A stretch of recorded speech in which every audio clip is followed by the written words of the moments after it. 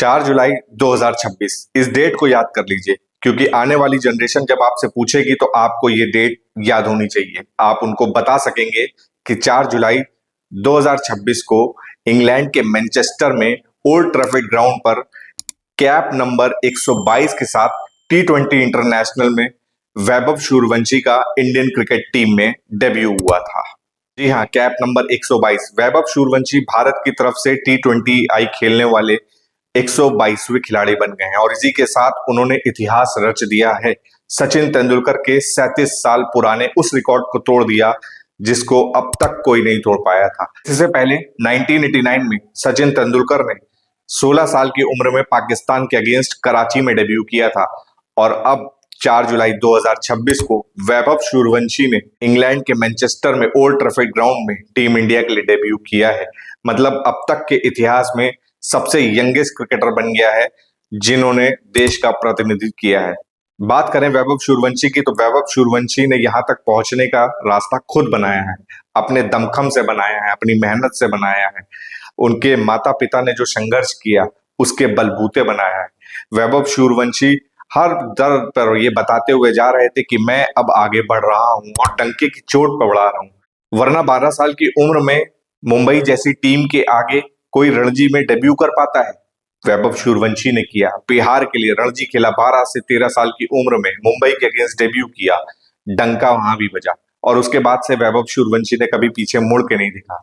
India ए में chance मिला हो, अंडर 19 में चांस मिला हो, कहीं पर भी चांस मिला हो, इन्होंने बताया कि वैभव सूर्यवंशी कौन है। इंडिया ए को भी हाल ही में इन्होंने फाइनल जितवाया, 29 गेंदों पे 94 रन की पारी खेली। राजस्थान रॉयल्स के लिए आईपीएल में जबरदस्त रिकॉर्ड है इनके नाम। इस साल इन्होंने कई रिकॉर्ड अपने नाम कर लिए हैं, most four, most sixes, Chris Gayle के रिकॉर्ड को तोड़ दिया, 776 रन बना के ऑरेंज कैप भी जीत ली। मतलब सबसे यंगेस्ट ऑरेंज कैप जीतने वाले प्लेयर भी वैभव सूर्यवंशी बन गए हैं। तो मैंने कहा वैभव सूर्यवंशी ने जब अपना सफर शुरू किया तो इस मेहनत और इस लगन और इस दृढ़ निश्चय के साथ किया था कि आगे तो बढ़ रहा हूं, पीछे मुड़ के नहीं देखूंगा, लेकिन हवा में भी नहीं उड़ूंगा, पैर उतने ही जमीन पर रहेंगे। और जब आप इतनी धमाकेदार प्रदर्शन करते हो तो आपको इंडिया का कॉल आना लाजमी था।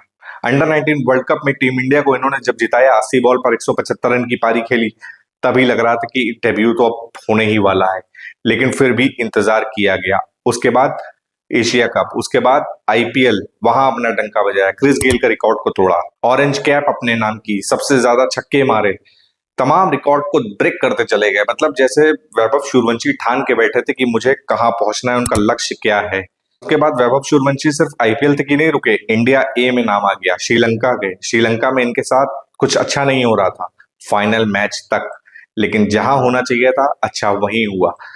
29 गेंदों में 94 रन की वो पारी आई और इंडिया ने वो ट्रायंगुलर सीरीज जीत ली वैभव सूर्यवंशी की इस इनिंग की बदौलत ही।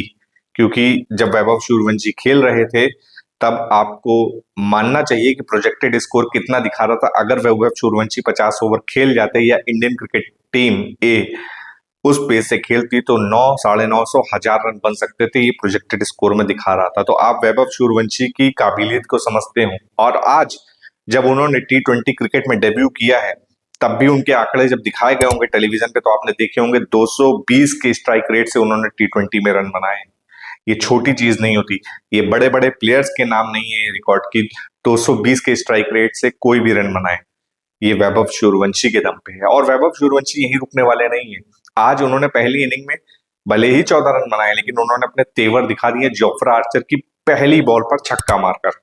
ये जोफ्रा आर्चर वही है जो राजस्थान रॉयल्स में इनकी टीम से खेलते हैं और उन्हीं को बताया है कि मैं अब तैयार हूं। वो जबरदस्त छक्का, उसके बाद जॉस्टन को भी एक छक्का मारा।